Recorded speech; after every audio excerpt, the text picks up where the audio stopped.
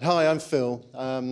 I work for a charity called the Faith and Belief Forum, and we work to strengthen relations between people of different faiths and beliefs. Thank you very much for having the opportunity here to speak today. I wanted to start not with my first slide. I wanted to start with a slide that's further down. So I'm going to try and... hang on. Oh, it does work like that. Okay, that's good.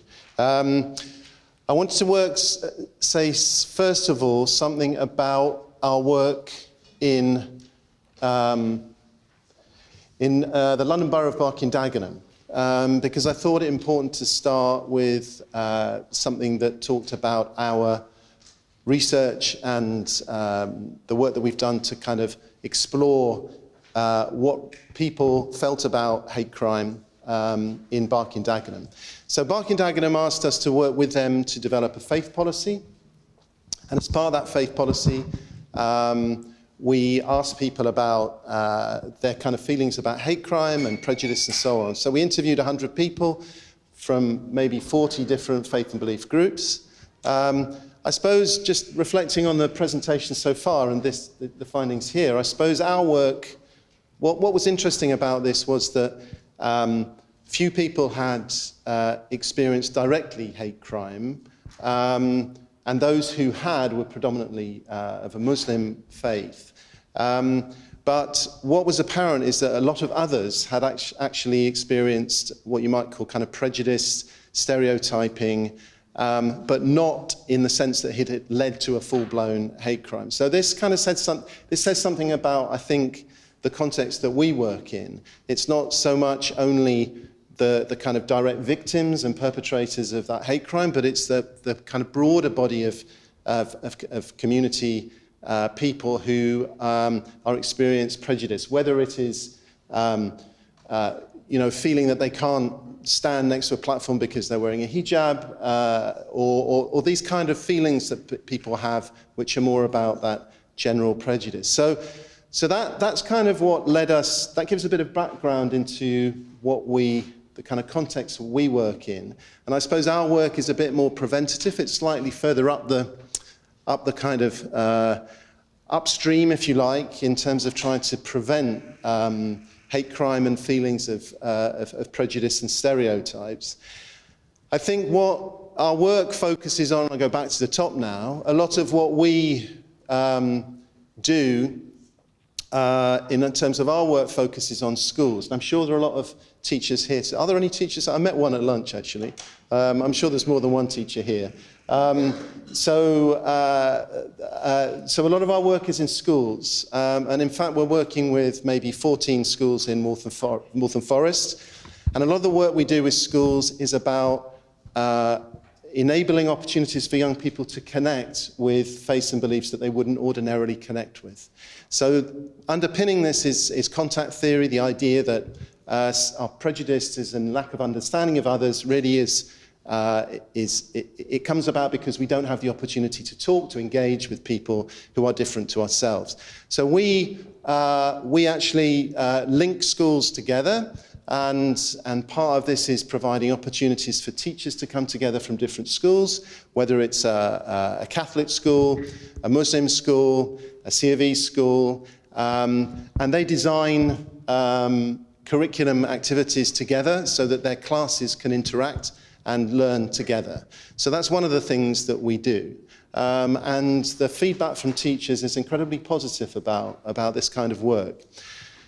So that is the linking. We also do school workshops, and this work focuses on taking speakers into schools. So we have a pool of speakers, and they would be from different faith and belief backgrounds, and they would go into schools and talk about their faith and belief to the students. Now, I should clarify that this isn't talking about what Muslims believe, what Christianity is about, what Buddhism is about, etc. It's about what we call lived faith. So we're interested in people telling the stories of what their faith means to them. Not all Christians believe the same thing. You know, our own interpretations of faith are quite personal, but they impact on our life. And we take speakers in to talk to the students about how that works for them. So we would go into a Catholic school, maybe with a Muslim speaker, a Buddhist speaker, an atheist, because we also deal with non-religious belief. And they would tell the story of their faith and belief to the class, and then the class can ask questions. And often those are questions that they'd never had an opportunity to ask. So people would, maybe students would never be able to ask a Jewish person why they wear a kippah, or a Muslim woman why they wear a hijab. So we provide those opportunities for young people to explore difference and to understand people who are different, have different backgrounds to themselves. So that's something about our workshops. We're also developing online resources. And the interesting thing, we've had feedback from teachers who say that what they want is not necessarily other resources, again, about what religions think and believe, what the kind of different components of religions are. But they want resources to help them deal with how to deal with controversial issues, how to create safe spaces in the classroom. Because I think a lot of the issues, somebody mentioned LGBT and hate crime and the intersection between faith and other aspects of our identities. Once we touch these issues, it gets very difficult to handle. And I think also when external events happen, if there's particularly in the Middle East, if there's recently there were rocket attacks on Gaza and on Israel and Tel Aviv. If these issues come out in the press, often they have an impact in the schools. So we're developing resources for teachers to help deal with identity and controversial issues in the classroom. We also run a sixth form program to give sixth form students the opportunity to voice their own views and to speak out. So this is an art-based program.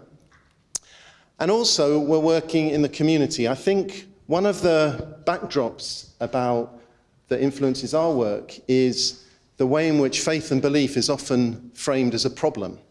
It's often kind of tied up with extremism. It's tied up with, faith is a problem for the kind of issues we have. So what we're trying to do is to provide opportunities for faith groups to actually put the positive way in which they contribute to society in the spotlight, to give them a chance to be recognised for the great work that they do.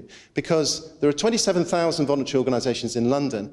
A big proportion of those are faith-based.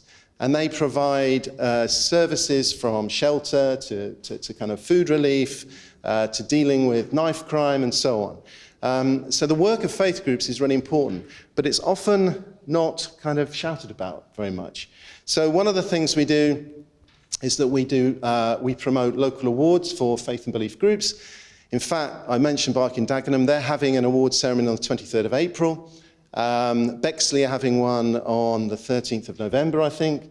And even in the West Midlands, we're working with Walsall Council, who are having their award ceremony this month. But the important thing here is that faith and belief groups are kind of recognised for the positive role they have in society, that they're a community asset. They're not necessarily the problem that we have in society. So that's the awards. I think in terms of sort of other work at the community level, I think it's important that we offer opportunities for communities, again, to have contact, to engage with those that we wouldn't normally have a chance to engage with. And that's something else we're doing in Walsall. Is a big community dialogue project there. Back to the research, I suppose so Barking Dagenham, I think it's interesting that Barking Dagenham is one of the councils that has a faith policy. I'm not sure if Waltham Forest is going to have one, but doesn't have one at the moment. But this is to try and kind of put forward ideas to how to engage with faith communities, to involve them as participants in dealing with community issues, including hate. And these are some of the things that we are doing and committed to doing with Barking Dagenham. That's about it. I think, that's it. So thank you very much for listening.